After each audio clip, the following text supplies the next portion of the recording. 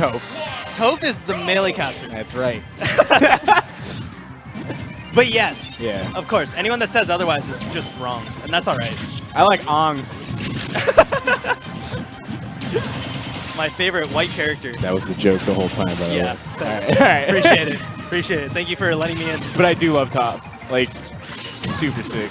Just, she's so sick. Yeah. Yo, okay. Gus shows up sometimes. Sometimes he really doesn't. But the last few times I've seen him like at TPS, he's really been doing well. Okay. Like I think he's got a couple top 4 placements. Oh, nice. Yeah. Top 4. I mean, that's quite good.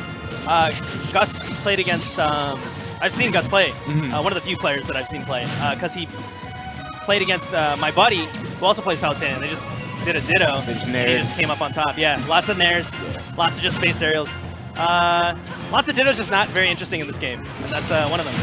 Catches with an up air. Yeah, a lot of characters in this game seem to have pretty degenerative gameplay in terms of, this game has 80 characters or whatever, so a lot of it's going to be like, well, it's hard to design like a fully universal. Yo, Swanner, can you put me in PM?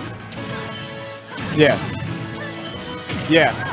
Just PM dubs tomorrow with Nave, and then Melee dubs with Dragoid, that's his tag. Alright, anyway. All the bureaucracy aside. Did you see that? Rob threw his gyro at Palutena's fire, and it just stayed still. That was awesome. That makes me think that Explosive Flame might have a hurt box. Or gyros just have different interaction in this game compared to Brawl PM. That's what it feels like. Yeah. Having a hurt box wouldn't make much sense for a ball of fire. Well, a lot of so like a lot of moves can have hurt boxes that like don't necessarily make sense. Like for example, in Melee, Sheik Needles all have hurt boxes. Yeah. So one Sheik Needle beats a full Samus charge shot. Yeah. Very stupid. Yeah, I've seen it happen lots. Yeah. Fortunately, not a problem in this game. Less of a problem in this game. Yeah. Right. Well, primarily because both those characters are rarely seen. And because when you make 3 games in between, you kind of figure out, hey, that might be kind of dumb. Well, you'd think, and somehow... What's going on? You think somehow you drifted off. It all fell apart. You looked behind me, and I thought you were being talked to. I heard boosh, and I thought it was Pooch, but I think it was Bushi. It was Bushi. Yeah. Well, I was gonna bad talk this game a little bit. Go for about it. Its ledge Believe mechanics. in your dreams. I don't love the ledge mechanics. You know, and we were talking about that you'd hope they figure out that some things are good and some things are not. Ledge trumping is not my favorite mechanic. Sure. I actually think ledge trumping is a lot more elegantly designed in this game compared to Smash 4. Definitely. And I think it makes sense. Yeah. That being said, I come from a different background game, so I also traditionally like the other way. That being said, I think the rest of ledge mechanic is very well designed. The ledge feels difficult to get off of, and you feel like you're in a disadvantageous position, which you should. Yeah, opposed to something like Melee where Fox can invincible ledge dash, up smash. Yeah. And that feels really bad. Miserable. So, yeah. They haven't gotten it right in every game, but... Little down throw up air is going to take that for Gus. Gus, 2 stock in TheDivineSage there. Yeah, every single stock was an up air. Just good move. Finding those. Yeah, it's super disjointed as well.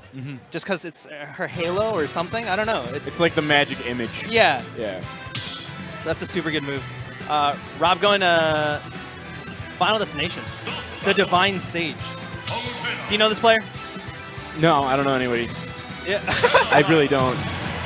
So he had a Meta Knight logo on for game 1. Yeah, which is interesting considering that now he's playing Meta Knight. He's playing Meta Knight now, but before he was giving Rob a shot. So let's see what he's got. So he's just jabbing forever. Yeah. If Gus decided to tap shield twice, he could have parried both those hits and gotten a punish, but choosing not to because he doesn't know. Also, you can hold the jab out for longer, so he was probably still just multi-jabbing, and it was like a mix-up such guess. But also, you can just mash shield forever, and it'll parry every hit. Oh, that's true. It's super fun to do. I really like Meta Knight. In this game specifically? In this game specifically, because he's a very, like, precise character. Yeah. His hitboxes are not active for very long. And they're not very big. Yeah, and he's not a very big character, but he has a lot of speed. Yeah. So you have to be overwhelming with your speed and positioning, and then you have to be able to just maintain good juggles and like positional play. Yeah. He definitely feels like a well-balanced, or well-designed rushdown character, as opposed to Pichu, who feels like a garbagely designed rushdown character. I think Pichu's design is okay. I think Pichu gets away with a lot because of universal mechanic abuse. Pichu's height is a big factor in Definitely. why Pichu's annoying. And the fact that Pichu's a fast faller in this game, Yeah. that's not confirmed for me. I saw it on Twitter literally today from, I believe, Captain L. So I trust him. Okay. He's like a good Pikachu player. Sure. But yeah, I think Pichu has a lot of fine design. Could definitely see Pichu taking more damage, like from self-harm. Yeah. I think that would make sense. That might help balance a little bit. But Yeah. also, like, Pichu does take a lot of damage still. It's just, it feels like Pichu's you can never robust. hit Pichu. Yeah. Pichu's robust, though. I see Yeah. Pichu's lived at 200% all the time. That's true. That's true. And it's maybe more knockback even, as opposed to just damage. It feels weird that Pichu lives to such high percentage. Oh, you mean make Pichu lighter? Yeah. I was gonna say more knockback would be better for Pichu. Oh, no. And knockback is also factored down into two things. Yeah. There's growth and there's base. Right? Yep. Let's get technical. So the way a knockback formula works, in a general sense, because I don't know if the knockback formula is translated directly from like Melee and Brawl or whatever, because Melee and Brawl are also different for vertical, and vertical in this game seems to be a lot more weight-based than it is speed-based. For sure. But the game factors in base on a move, so like if you get hit at 0, you'll go a specific distance from that move no matter what. Yeah. And then growth is also factored in, so the higher growth the move has, the farther it'll hit you at higher percent. Yeah.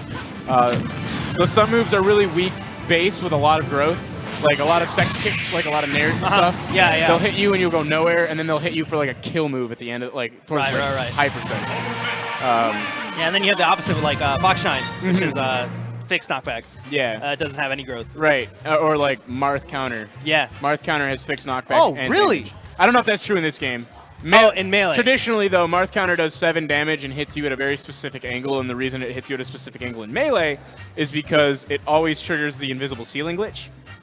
Really? Yeah. I didn't know that. Yeah, so there's a lot of ways to trigger the invisible ceiling glitch, but yeah, counters in Melee are shoddily designed, Yeah. I will say.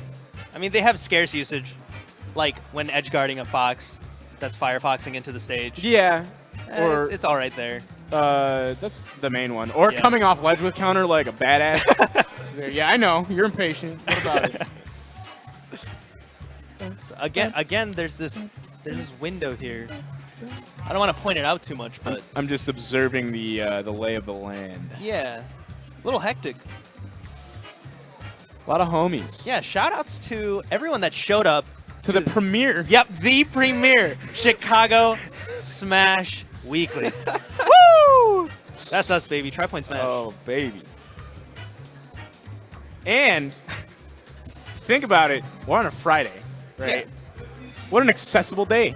So accessible. You can finish up work and show up for pools at 8. Wow. Tomorrow?